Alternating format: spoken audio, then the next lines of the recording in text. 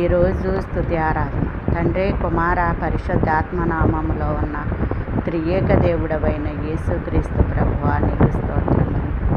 యెహోవా పరిశుద్ధాలయమునందున్న నా దేవా, మీకు స్తోత్రములు స్తోత్రములు.